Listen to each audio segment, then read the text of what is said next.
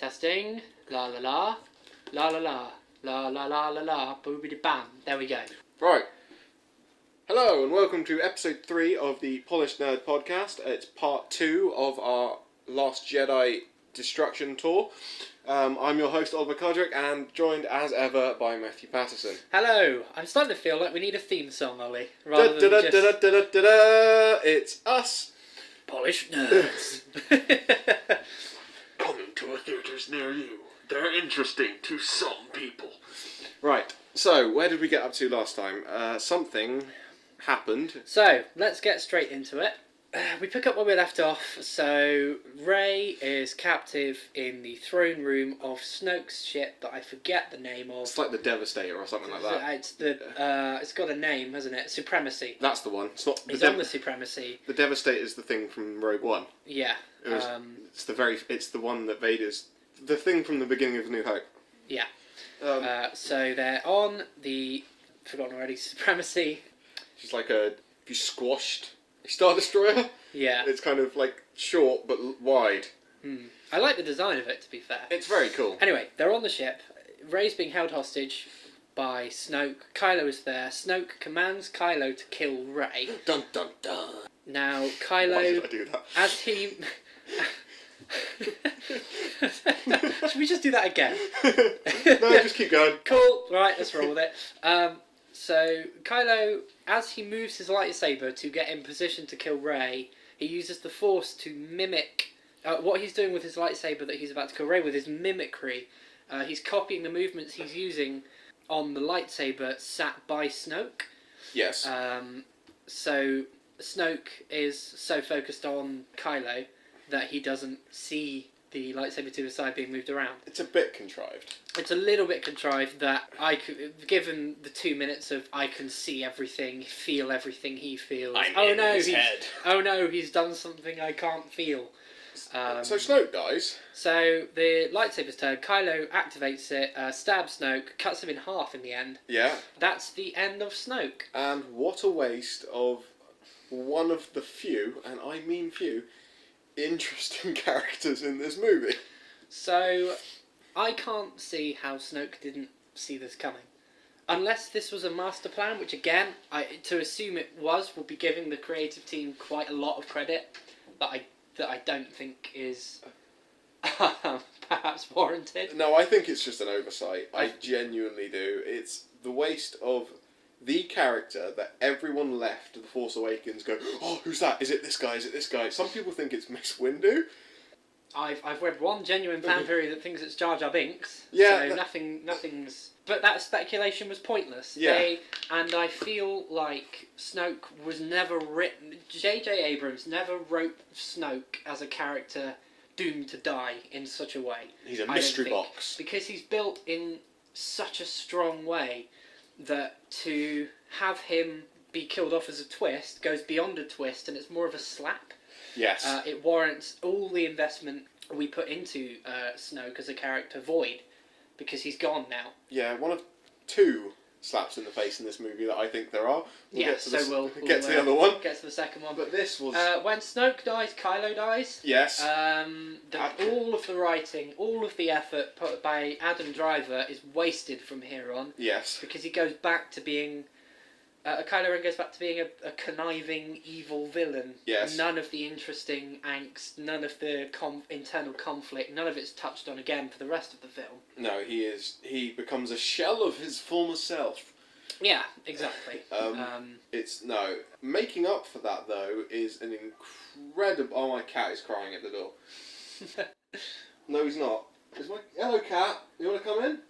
I'm leaving this in, by the way. Are you coming in there? Right, there's a cat here now.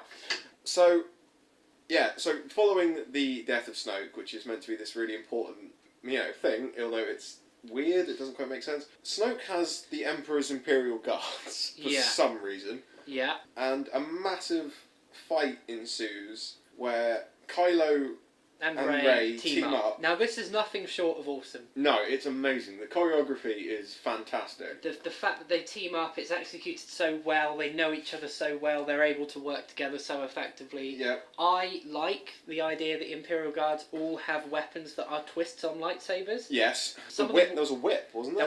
There was like a lightsaber whip. Another point to mention, I love the design and backstory of Kylo Ren's lightsaber. Yes. The fact that it's canonically a cracked kyber crystal, and Yes. it's got vent guards at the side. It's I really like that. like a lightsaber broadsword. Yeah, exactly. It's like a dueling lightsaber, and I just think aesthetically it looks cool. That kind of dark twisted, like representing the dark twisting of the Force. Yeah, it's That the dark side entails. it's so we have this amazing fight. We have this, oh shit, what's just happened? Where is Kylo gonna go from this? Yeah. So then we have, all the guards die. Brutally. Brutally. Like there's beheadings and There's beheadings. There's a lightsaber through the eye. yeah, it's Really, kind of jarring actually, but I loved it. not kid friendly, No. which is weird for this movie. So then we get to the big meet-up conflict standoff between Rey and Kylo. Yes. Now, Kylo mentions Rey's parents.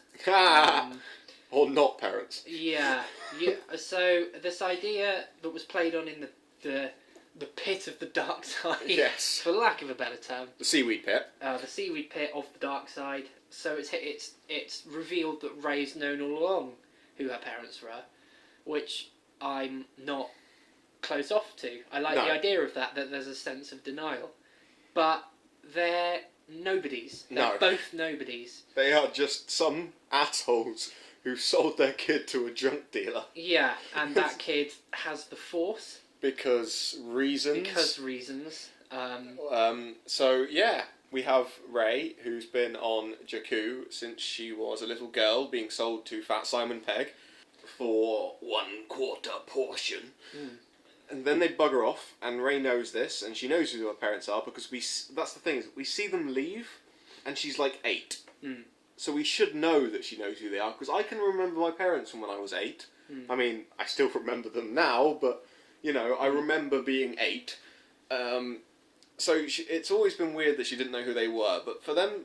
Oh, it's more that she well, yeah, she didn't know who they were, but she knew enough about who they were. Yeah. I like the idea that she's been in constant denial about it.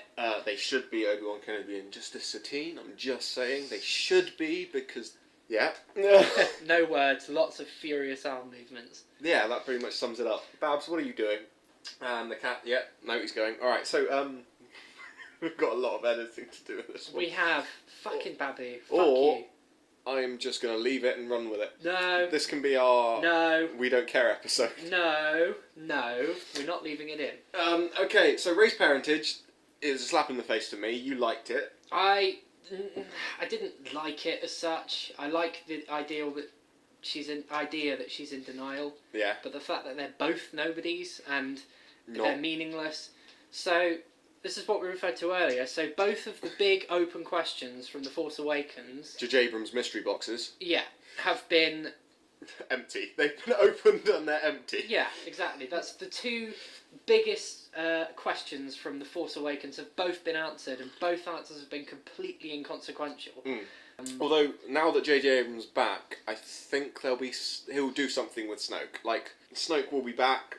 The Snoke on the throne was a Force projection, maybe? Maybe. That'll be quite cool. If the Snoke was a Force projection, yeah. But this is the thing, I think Rian Johnson, I think his goal was to leave his own sort of legacy on Star Wars. Yes. The problem is he's done that at the expense of both the film that preceded it and the film that will come after it. Yeah, there's a lot of work to do. Because, this is something we'll mention at the end, the status quo is completely unchanged from this film. Yeah, this film was pointless. Nothing's been changed. Because you think in this scene that we're talking about right now is Kylo's turn. Yeah. Nope. That's the thing. And then there's the handshake. He offers his hand out.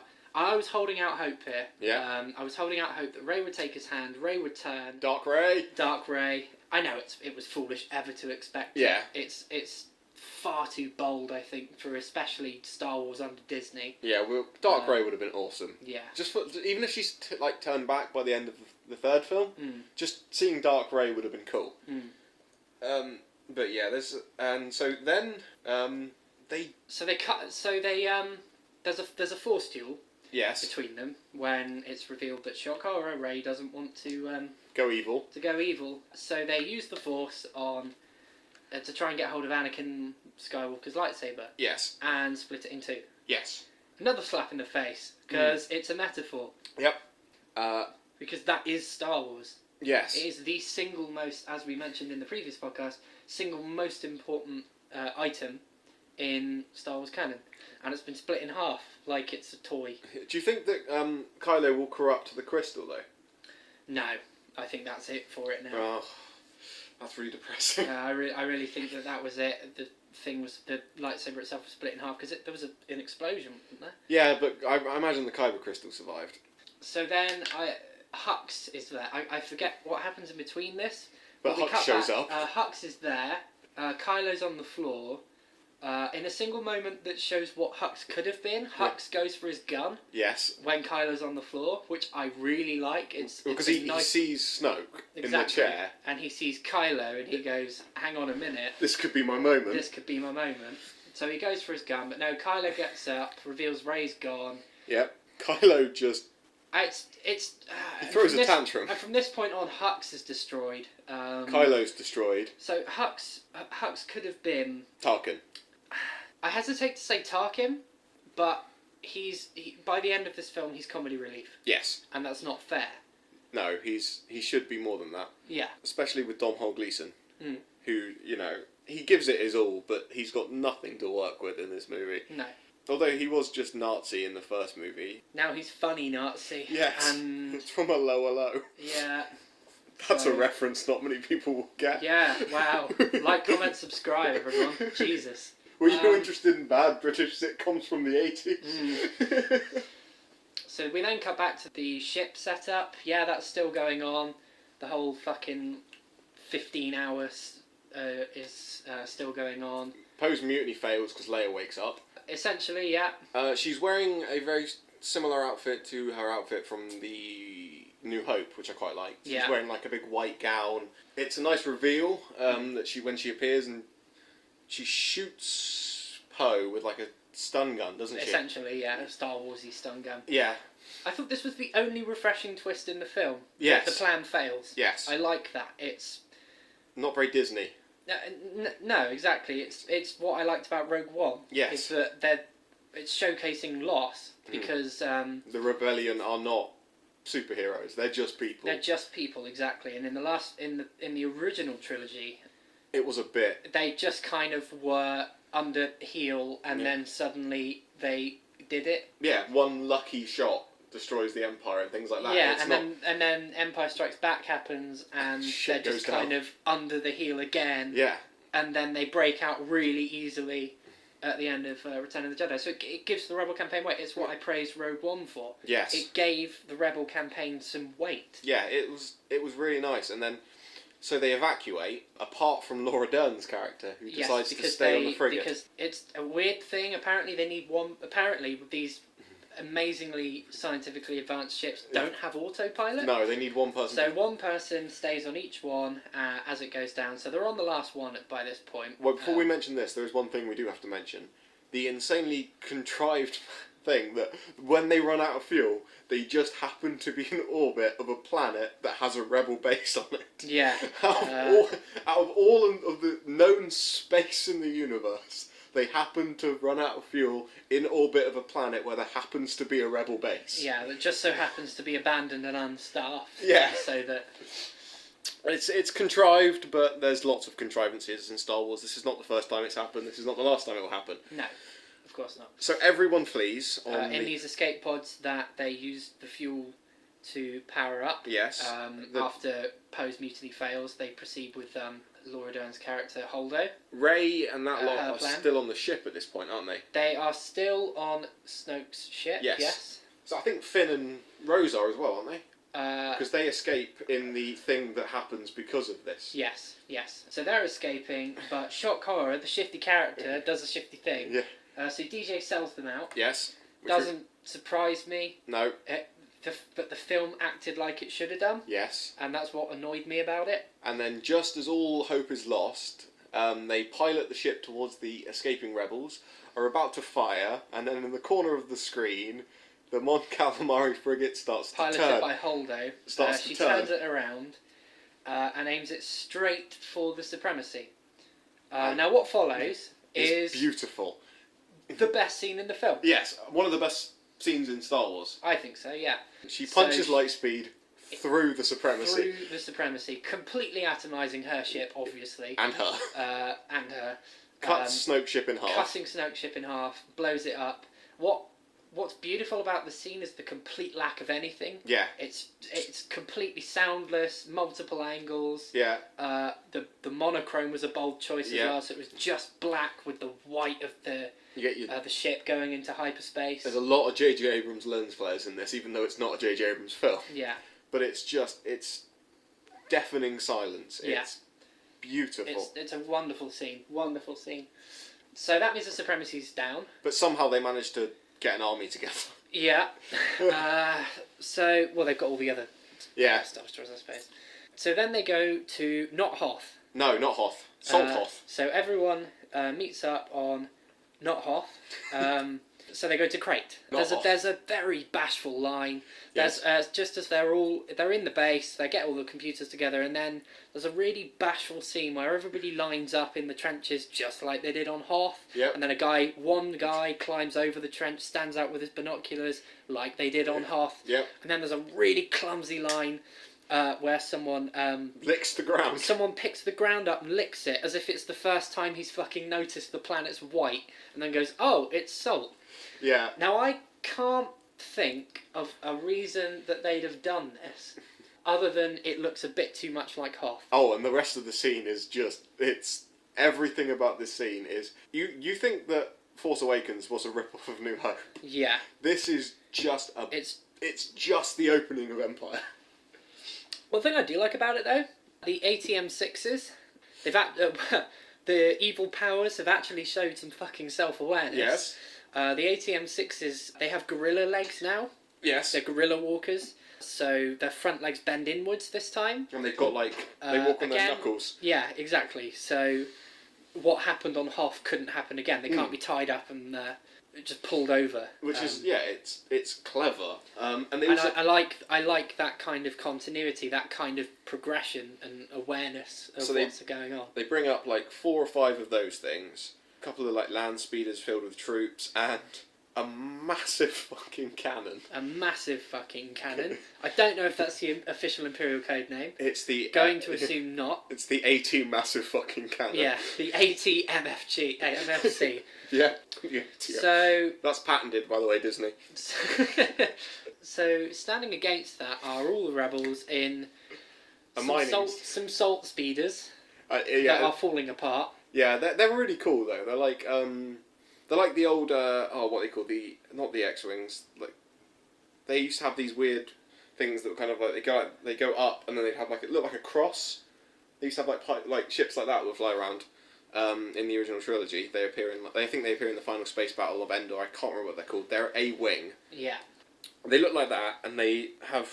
You saw. Well, you would have. You know what they look like if you've seen it or you've seen the trailer. They appear in everything. They're really cool, and I will admit the cinematography here with the salt flats and the red dust coming up from the bottom of the speeders looked really cool. B-wing. B-wing. There we go. Yeah. Just trying to remember the letter. So they look like a B-wing. Yeah. So the fact that it's white salt with red salt underneath it does lead to some quite sort of. It's gorgeous. It is. There are some nice shots. It's just the fact that they have to specify that it's not Hoth. Yeah. Just through that clunky line, it's kind of embarrassing, and it makes us aware that they're aware of what they're doing. Yeah, it's this final stand in an old mining facility which got converted into a rebel base back in the old rebellion days. Yeah. So they've got these speeders, they got the last line of defence. It all gets wiped out. They all retreat apart from Finn, And what is the worst moment in the movie is... So, Finn decides to disable the cannon. He's going to fly his salt speeder into it. Brilliant. So each salt speeder has two capsules. Him and Rose. It's very important that it's Rose. Rose is in a separate ship. Oh, is she a separate ship? Is she? Slams into him from the side. Okay, I see. Spoilers. So Finn decides to fly himself into the cannon to disrupt it, save the Rebel Alliance. Killing himself. That was a beautiful idea. Yes. Because we've seen Finn's arc concluded now. We've seen him evolve from a cowardly stormtrooper. He runs away from the First Order. He tries to join the Rebel Alliance. He runs away throughout the Last Jedi. We see his evolution from a coward into a fighter, to know what it means to have a cause that means something to him, to want to fight for that cause. To the point where he's willing to die for it. Exactly. It was a perfect summary, like a perfect closing of his arc. Except fucking Rose comes in and T-bones him. Yeah. So they crash in the sea. So that doesn't happen. The cannon's not destroyed. Cannon Finn basically goes, "Why the hell did you do that?" And because I love you. Essentially, there's some line about not fighting what we hate, it's saving what we love. Yes. In which case... They've known each other 8 hours. Literally. Yeah, in which case, why are you fighting the Empire? But apart from anything, we've got to remember that this is all taking place inside at most 2 days. Yeah. She's decided she loves him enough to want to and they met with her trying to imprison him. Yes, and in 2 days they've gone from that to fucking risking your life to save him like that. Like, so, it would have been... just a perfect... He's gone from being scared of death to staring it in the face as he ends his life to save the people that he's come to love. It was such a waste of an amazing character arc. It's a shame they didn't do it. They did it because they want to sell Finn toys in the next movie. It's more just... It just was it just made me angry that they wasted the brilliant character arc they developed, and then just this. And all of this weird stuff is happening. So, apart from anything, Rose says, "Saving those you love." Was that not what Finn was doing? Yeah. By blowing that cannon up? It's a ridiculous... it's a ridiculous... It would have been... It was... the conclusion of the best arc of the new film. Yeah. One of the best arcs, full stop, in Star Wars. Yeah. Sacrificed because love. Because 2-day love. Yeah. Totally nonsensical. So they kiss. And then she passes out, which, but he's fine, even though he got T-boned. Yeah, even though he got T-boned, he jumped straight out of his ship. Rose is somehow... so when she first passed out... Sorry, Linda fell over. So when she first passed out... No context. No. So when she first passed out, I thought she died. Yeah. And I thought, okay, that's alright. That actually gives her some weight. That wouldn't have made sense anyway, because she would have stopped Finn doing what he was about to do by doing it herself. Yeah. So... That's not my biggest problem with this, though. It comes from the fact that all 6, 7, 8, I can't remember how many speeders there are full pelt towards this cannon. They all back off, and then there's about 30 seconds of conversation of Rose and Poe trying to convince Finn to pull away, and he's giving them the speech of like, hey, he's grown up, he wants to die for the rebellion, it needs to be done, and everything like that. I know what you're about to say. And then somehow Rose catches up with him. Yeah, exactly. So she engages invisible turbo mode, skates around Finn, goes off to the side, and then comes back at him with enough speed. Again, it's another contrivance for the sake of plot. Yeah, it makes no sense. Cause it can be overlooked because that's not the glaring problem with it. The glaring problem is in the writing here, in the presentation of the scene, in the torturous prolonging of Finn's story up, because he's now dead weight. Yeah. He's just gonna be there. Yeah. For episode 9. I don't know what he's gonna do. And so this scene happens, Rose passes out, and then it cuts back to inside the mining facility with Leia and the rebels. I think Poe's there, he might be back by now. And Luke appears. Out of fucking nowhere. Yeah, out of nowhere Luke appears. That's explained. Yes. Which I didn't notice at first, but I should have done. He's young Luke. Yes. Which I don't know why I didn't notice that at the time. I don't know why I didn't notice it. I don't know why he is. No. It's an odd detail to choose, I think. The young Luke from the flashbacks we've been seeing throughout the movie. And he talks to Leia, and he gives her the lucky dice, but we'll get onto that in a bit. Yeah. And he has a conversation with her, and then he walks out onto the... Pause. We've just had a bit of a technical issue. Oh, shit. We've just had a bit of a technical issue involving coffee and a head. No more detail needed. So, anyway, we were up to... Just splice all of that out. Just fucking start with the words, so which Luke, we'll get into later. So Luke gave Leia the dice, which are a thing that we'll talk about in a bit, and there's this meaningful scene between the two of them.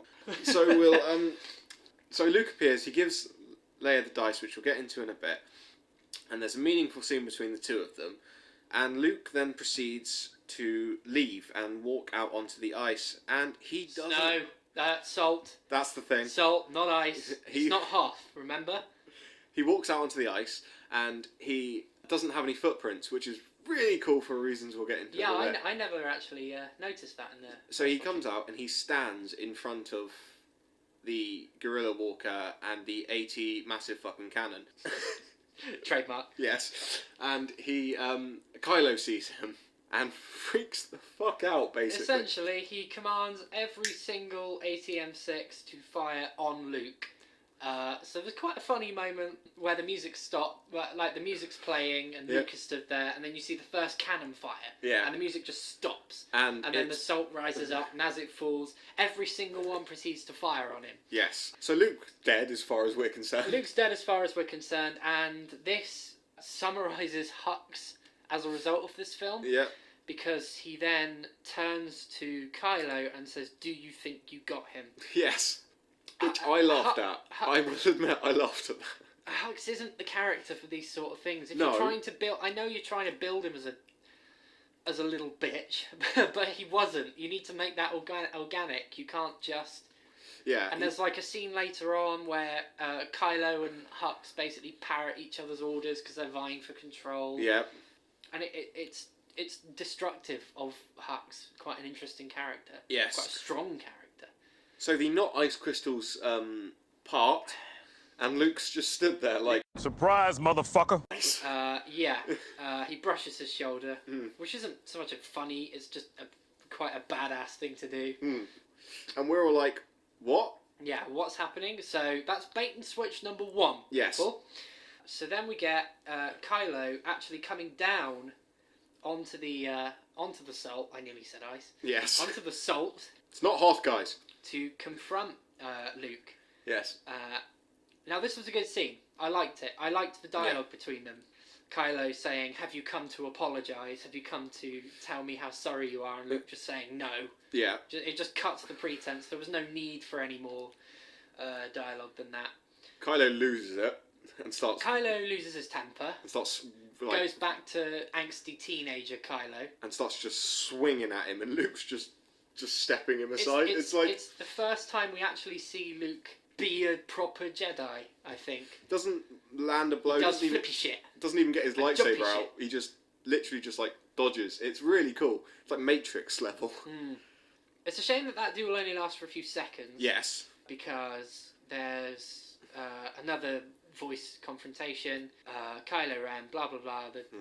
I can't remember precisely what he says, but Luke throws back to a line he used earlier. Wow, impressive, everything you just said in that sentence was wrong. Yeah. They used the words "The Last Jedi" because this is actually a ploy. Yes. So while Luke's been here, he's actually there as a distraction. Yes. He's there, in inverted commas. To help the rebels to escape. So they follow the trademark, copyright, Crystal Critters, trademark, copyright, registered trademark, Disney Corporation, TM. If you don't know, their fox is made of ice crystals. So it's not even a very Star Warsy name. No. It's Crystal Critters. It's very badly CGI foxes. And they jingle. Crystals on them, and they jingle as they run, and that's how the rebels know to follow them, because they know a way out of the cave. Yeah. But the cave's blocked by rocks. So they start... So meanwhile, Rey has landed. Yes. On the planet. She's escaped from the Supremacy. Yes. She's landed on the planet with Chewie, and as Luke says the words, "And I am not the Last Jedi," we see Rey, her first proper use of the Force. Yeah, she's holding some boulders. She lifts up a massive amount of boulders to unblock the way out for the rebels. You didn't like this scene? I I liked what it stood for. I thought it looked a bit corny. The CGI wasn't great, I don't think, and the amount of force, pardon the pun, it takes for a Jedi to use the Force that strong. Like, you've seen Luke at not the height of his powers, but nearly there, struggling to pick up an X-wing. You've seen Yoda struggling. We've seen Yoda struggle to pick up a pillar. Yeah. In Episode 2. And then, but Rey can just do this. Suddenly, Rey's got all these boulders. Yeah. Out of like. To command the Force well that quickly after, let's not forget, what is a day of training. Yeah. Is somewhat strange. Yeah. But it was a good shot. It didn't quite make sense. No. Then we cut back to Luke and we find. Yes, and then Kylo goes mad. Luke lowers his lightsaber in a very sort of Obi-Ben way. Kylo charges forward, slices through Luke, presumably killing him. But the camera pans back round and Luke is just stood there. Yeah. This is bait and switch number 2. Luke's not there! As it turns out, Luke is using force projection. Yes. Which is a thing now, apparently. Yes. Although we have seen Snoke use it in The Force Awakens. He must have done. How did he get himself there that big? Yeah, and we assume that's kind of what Snoke was doing with Rey and Kylo? Yes. That's some form of force projection, what he was doing between them. Yeah. So, Luke's not there, and then it cuts back to Island of the Porgs. I can't remember what it's called now. And Luke's floating? He's floating? He's sort of levitating. Yeah, in a sort of... cross-legged. Yeah. And the hologram disappears, and then Luke collapses, he climbs on, and it's quite a nice moment. Oh yeah, perfect reuse of Binary Sunset. As he sits on the rock, looks up at the suns, and they're reminiscent of... And there is something in the sun. Although a lot of people deny it, there is something in the sun. Flying towards him. There are rumours circulating as to what on earth it is in the sun. There's definitely something flying towards him. I don't think it is. I think it's just a sunspot. Because I think what he's looking at is how the suns resemble the Tatooine suns, and how it represents his full journey. Because he when he looks at it, he says, "Someday I'll." See, the reason that I think it's something is that it's a CGI effect. They could have removed it. Maybe. They put a lot of emphasis on that sun, and there was a black spot in the middle of it, which made it look like there was something flying towards him, like a TIE fighter or something coming to blow him up, because they know where he is. But if they didn't want emphasis on it, they would have just digitally removed it. No, that's true. But I don't think it's significant. I think the focus is on the suns. It's the representation of his journey with the Force coming to a close. How he's gone from just a kid on Tatooine to greatest Jedi ever. Yeah, and he's risen, then fallen, then he's embraced his role as the greatest Jedi ever, and then he fades and dies. Yeah, presumably. We don't know. He just sort of. I don't know why he dies. He just becomes the Force, I think. I don't think there's any... Because Jedi don't die as such, do they? They become one with the Force. They leave their bodies to become one with the Force. So I think it was bait and switch too many times, because when it actually happened for realsies, I didn't believe it. No. That's the effect of the fucking 3 fake deaths we'd already seen. Yeah, Luke dies a lot in the space of 5 minutes. And... now that may seem like a beautiful ending, and I thought it was going to be a beautiful ending to the movie, but there's one more scene. Well, first of all, there's Finn there. It's the rebels sort of reuniting. Yeah. Carrie Fisher's there. She sort of says, "Oh, we've got everything we need to fight the Empire." They talk about they've both sensed that Luke is gone. Yes. Which again, the fact that it needed that confirmation. No, they should have just ended with Luke fading. I think so. But the fact that it needed that confirmation just goes to serve how vague it was towards the end. I just think they twisted it too many times. Well, we should probably explain why Finn's there. Because we haven't mentioned why. No, we haven't, actually. That's a very good point. So, jammed in, just as Luke brushes his shoulder off, jammed in is Finn pulling Rose hand back into the rebel base. Now, I didn't think anything of this when I first viewed it, but when I viewed the film for the second time, I realised that means Finn had picked Rose up, dragged her sort of all the way across this salt plain. This is 200, 300 yards. From right in front of this Imperial cannon, through... The what cannon? Well, the Imperial big motherfucking cannon, whatever we called it. The AT massive fucking... The AT-MFC. Trademark. So he pulled her from that. However far it was, the point is right in front of the Imperial army that was advancing, somehow outran it, carrying Rose, who's unconscious at this point, by the way, back to the base, through the barrage of of lasers that came to Luke. And just, hi guys! Yeah, and the thing is, it's just such a short scene. To me, it feels like it was never meant to be like that, because it's just kind of so shoehorned in there. Yeah. It's either that or they didn't really consider Finn at this point, which proves our point earlier about why did they let him live. Yeah, it's just... So then there's the ending scene. That fucking child. Leia says, "Oh, we've got everything we need to fight the Empire, la-di-da." And then it cuts to one of the children on... Casino Monte Carlo planet. Canto Blight Casino. And as he steps, he's playing with toys and telling a story about Luke Skywalker and Kylo and what happened on Crate.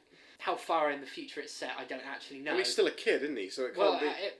the word must have travelled about it, so it must be set some time after. And then he said, his abusive master, the kids are obviously still kept as slaves. Their master says, "Oh no, go and sweep up," or whatever, I don't know exactly. So the kid steps out and uses the Force to pick a brush up. And then looks off into the sun. And then looks off into the sky. And then, just as it's panning on him, you get the... And it's just like, why? So, this kid, out of nowhere, is connected to the Force. Yeah, which I'm fine with. Kids out there are going to be connected to the Force.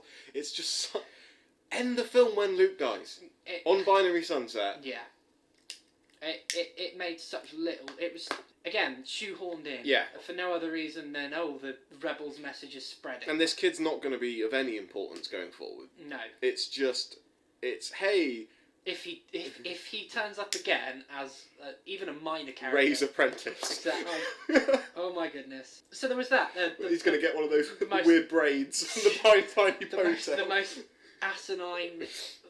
post-credit... Well, it's not even post-credits, really, is it? No. It's pre-credits. But the most asinine final scene, because it serves nothing.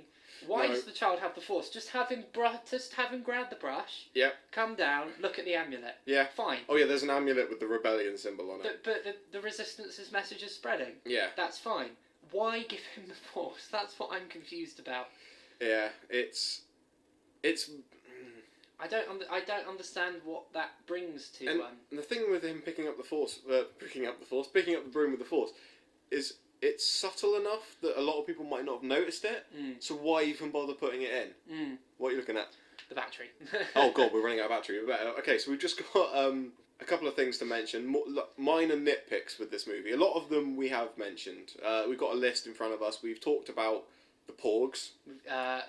Yeah, the shady marketing, the kind of the things that were in place with the idea to make merch based on them. The Porgs, things that added nothing to the story. No. But hey, we could make a toy out of them. Star Wars minions. So the Porgs, the Star Wars minions, the Black BB-8 that was weirdly heavily focused on in the. He's in all the trailers. In the run-up material, yeah. In the movie for 30 seconds. In the movie for 30 seconds, and because I initially thought they'd modify BB-8.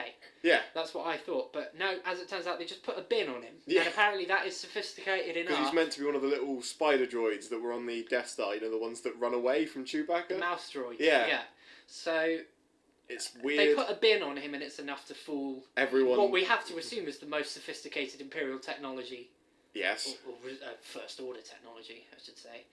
The dice... the dice I have a huge problem with.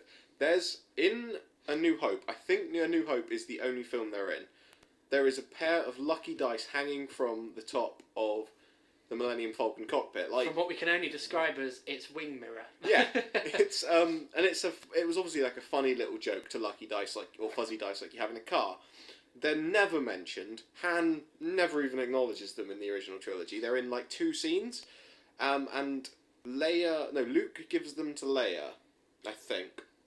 But then again, they're not really there because Kylo picks them up and they fade away. Yeah, because apparently they last longer than Luke does. Yes. They remain after he's disappeared. And my theory, which is probably not a theory, is that the only reason they're in the movie is because they are going to play a significant role in the Solo movie. They're going to be mentioned, yeah. I imagine. So they thought, hey, let's put a little thing in. And it's like, that's so stupid. They're not significant. You could take anything from the Falcon. Yeah, like exactly. literally anything. Like I think it would have been really cool if they'd given him the Luke's crash helmet with the blast visor down, or something that actually has significance from the original trilogy. Because that wasn't Luke's, that was Han's. They just found it in the Millennium Falcon. Same with the droid that shoots him. It's just something that was in the Millennium Falcon. That was in Force Awakens. But focus on something so meaningless. Yeah. To give it meaning for no other reason than, hey, we've got a film coming out soon. That really bugged me. What else? Yeah, I could go on for ages about that. But so the Crystal Critters as well. We've briefly mentioned them. They are Disney-fying. Yes. They're the Disney-fying of Star Wars. They deserve. Epitome. They belong in Cinderella, not in a Star Wars movie. Yeah, Like, they look really badly out of place. Where some things we've mentioned briefly but not gone into is this movie's tone is all over the place. You have these incredibly dramatic scenes where they're building up the tension. You think something's going to happen, and then what can only be described as a Family Guy cutaway gag happens. Yeah, that's exactly how I describe it. Yeah, it's just so many scenes in this film could have been quite meaningful. Were they not ruined by some throwaway comment that a character that doesn't need to make them? Yeah. We mentioned it briefly. I think on the last episode, Rogue One. I thought Rogue One was the joint best Star Wars film. I really do. Yes. And it had because it was dark. It showed that Star Wars can be dark. It can be broody. Rogue One is half the best Star Wars film because the first half is weirdly paced. It's a bit all over there, but once they get on the planet at the end, when it slows down and actually starts to focus on things, it becomes incredible.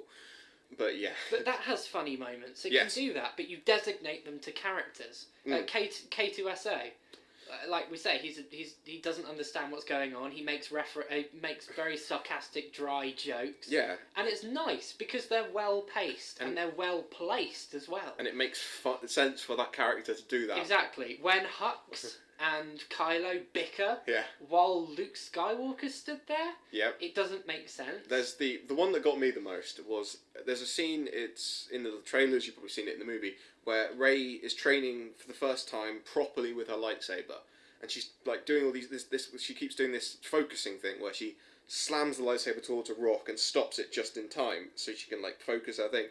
And she messes it up and chops the top of the rock off, and it falls on a cart being pulled by the fish people. Now, as we said, those fish people are there. They don't do anything other than jokes. They don't. No. They're there when they get a cart squashed, and they're there when Rey destroys one of their houses. Yeah, it's... You've got to think with these new characters that are there just for sort of comedy relief and family friendliness, is the story impacted by their presence in any way? It was and with those guys, they're just not. They're just not. They're there for the sake of being there. It was very sort of, I hesitate to use the term Marvel-esque, because even Marvel know how to pace their comedy. I mean, their characters are inherently stupid because it's comic book writing. Yes. But you don't get Captain America making jokes like that. You don't get, there are certain characters that do it and there are certain characters that don't. Yeah, exactly. And this one, everyone was making jokes and then being dark and broody immediately after, and it didn't make sense. I think even Luke made a couple of jokes in the movie. It was just like... No, exactly. This man who was hiding, brooding on his own on an island.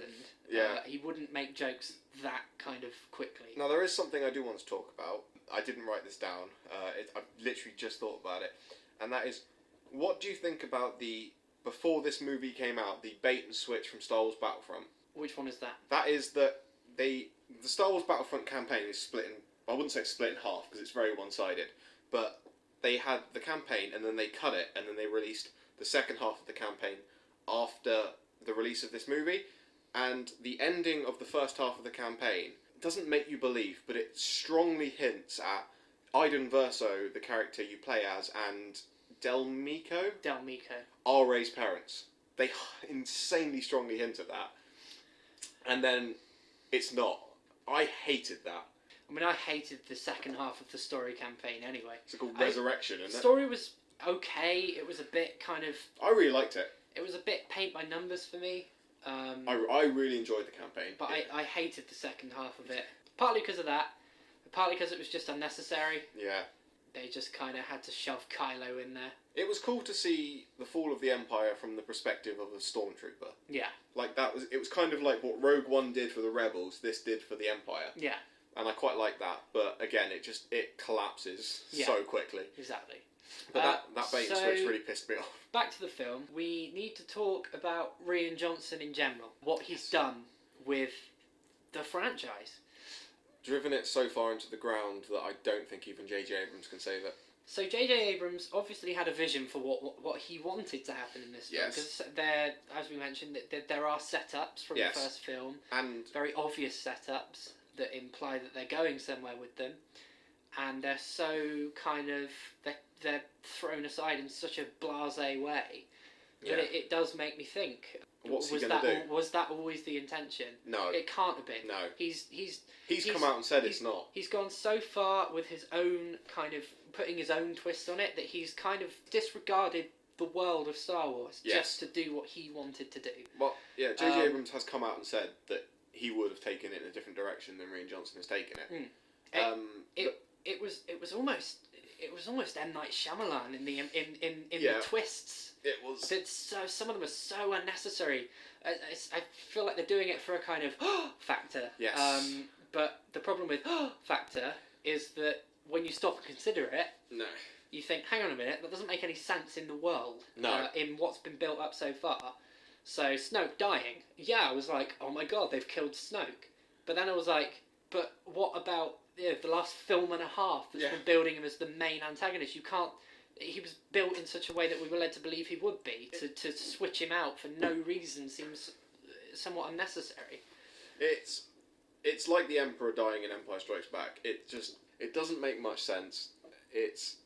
And obviously J.J. Abrams is coming back now to do the Untitled Episode 9. Yeah. That wasn't originally the case. No. It was originally given to Colin Trevorrow, who made Jurassic World. Yeah. But then he ran into creative differences, and he got, let's just say, let go by Lucasfilm. Now, that makes me wonder if they liked what Rian Johnson did enough to... They're giving him a trilogy of movies in the future. They are, and that worries me. I'm not... Because I can't comment on if it's his trilogy and he's building it, then who knows? It could be quite good, because he's got his own kind of... He's got his own vision from the get-go. He's not got to work off someone else's work. He's not got someone else's work to develop an idea from. It's still worrying. On the other hand... How bad was Colin Trevorrow's script if they sacked him, though? Well, yeah. like you know that's going to be pretty bad. So, okay, the last thing to talk about, we've ranted enough about the film, yes. I think. If you hadn't gathered, we don't like it. So, overall, the status quo is completely unchanged. Yes. Nothing... A very worryingly little amount of stuff is actually left open for the next film. Yeah. There's no... It's closed itself off. It's back to just being... Yeah. There's no kind of overhanging arcs. Any interesting arcs were closed off in this film. No, we've got Rey's a Jedi. Kylo's entire arc has just been reset. Yeah. Finn's pointless. Snoke's dead. Rey's parents were nobody. Yeah. Leia can't be in the next film. No. Luke's gone. Han Solo's gone. There's literally nowhere they can take it. It's so hard to predict what they're going to do. Yeah. And that's not a good thing. That's not because of twisty writing. That's just because there's fucking nothing. Like, no one knew what The Last Jedi was going to be. No. Because J.J. Abrams left it so open-ended, but in a good way. Yeah, this is the other end. Yeah. This is closed. Yeah. They're going to have to develop and conclude arcs and plot points in the same film. It's not going to work. So, what we want to see in Episode 9. Snoke back. I want to see Snoke. Yeah. Despite the fact we've seen him pretty conclusively die. Unless he's a force projection. I'm hoping that his death is retconned. Or at least somewhat retconned. At least he plays some sort of role, because he's such an interesting... He was the only... Well, not the only, the most interesting character And I want him to be Plagueis.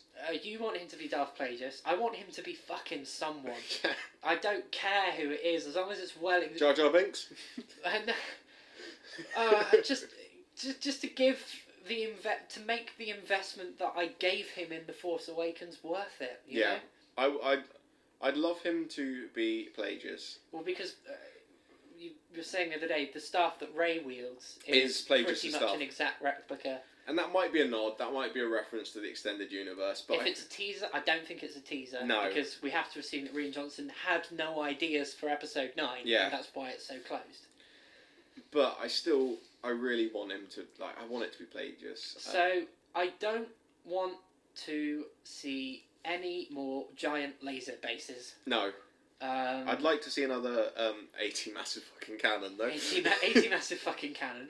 I don't want to see any more bases. I always thought that Starkiller Base was... it was asinine. It was just there, and it did nothing. It blew up the Galactic Republic, but it was destroyed so easily. Yeah. So easily for a planet-sized laser. Yes, the Aegis Sun. Yeah, exactly. So I don't want to see that. I just want to see a fight on some sort of home base. Maybe the entire Imperial fleet invading somewhere. Yeah. Because the Rebel Alliance have got the message out that they need help. That was transmitted, wasn't it? We need a good lightsaber duel between Rey and Kylo. Yeah, a lengthy one. Yeah. More than fucking 30 seconds that we got in We've this seen one. them fight side by side. We need to see them fight each other. Yeah, exactly. I think that could be something special. Maybe in a lava planet.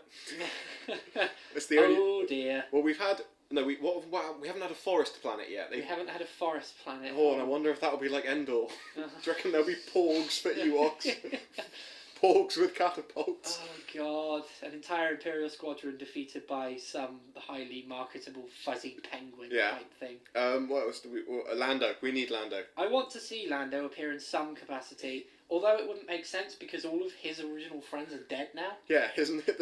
But they've got no original cast members left. They need Lando. Even just for some sort of nod. Yeah, and don't shoehorn in R2-D2 and C-3PO. No. If you want them to appear in the movie, so it continues the tradition of them being the only characters to appear in all, 8 films? Yeah. No, 9 films.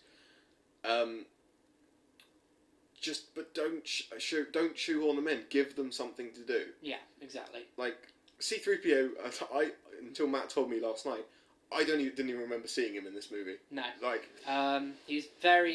He's got like 3 lines. He hates the idea of Poe creating a mutiny. Yeah. It feels very much there for the sake of being there.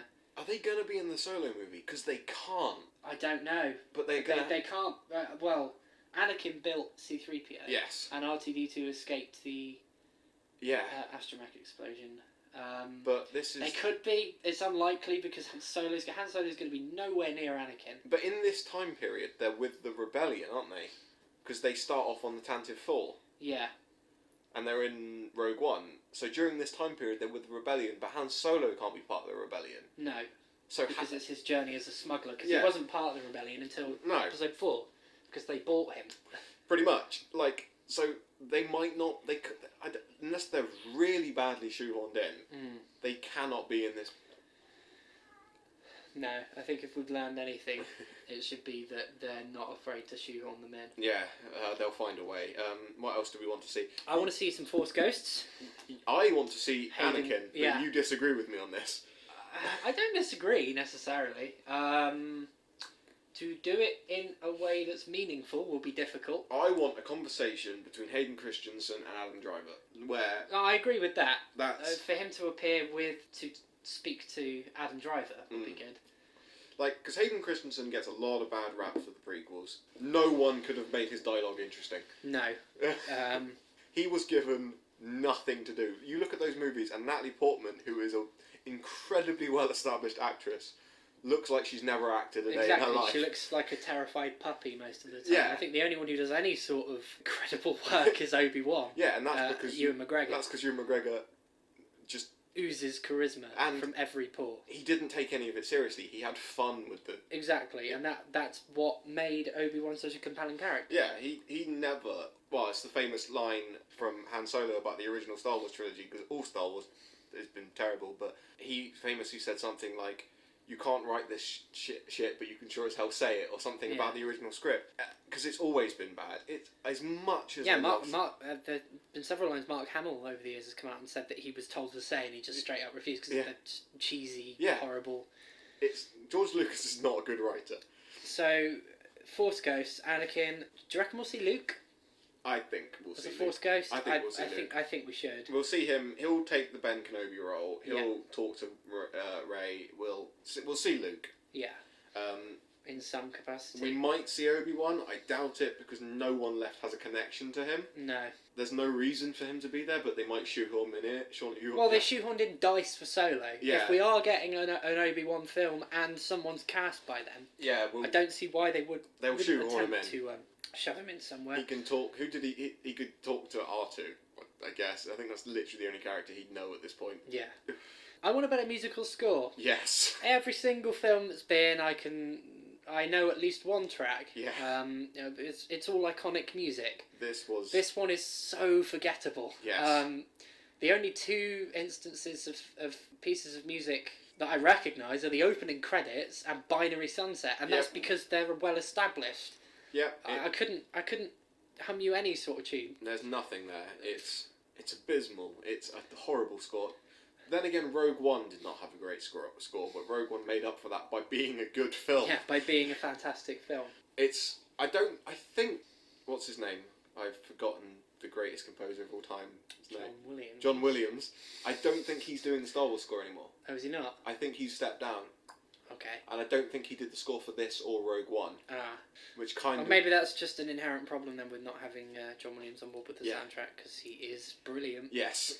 Other than that, it's very difficult to say what we want, because it's closed off in a way that J.J. Abrams has got his work cut out not making it the most generic thing ever. He can do it, though. I reckon. I think he can, but the fact is that no storylines are left open. No. There's going to be a lot of retconning. Yeah. This is going to be... It's going to be a pretty messy opening third, I reckon.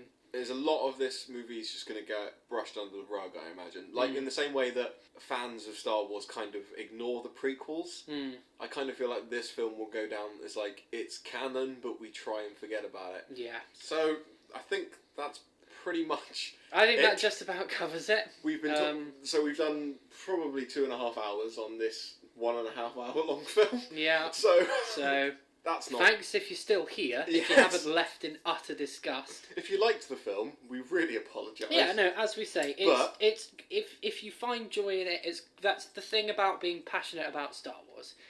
If you find joy in this film, that's great, because it's Star Wars. You're wrong. You're making this very difficult for me, Ollie. You can like it, but it's a bad film. If you like it, that's great, because you found joy in something that we like, and I think sometimes people forget that's what people forget. Ollie, people forget, don't they, Ollie? That's what it should be about. It should be about finding joy in things like this. And I'm sure there are people out there that enjoy getting kicked in the nuts, in the same way that I'm sure there are people out there that enjoyed this film. Well, on that fucking note... Yeah, thanks for listening. I've been Ollie Cardrick. And I've been somewhat... broken? Yeah, somewhat broken Matt Patterson. And we'll be back next week talking Marvel, I think. Talking Marvel, and hopefully we can... be more positive. We can be slightly more positive. Well, this has been the Polished Nerd Podcast. Thank you for listening. We'll be back next week.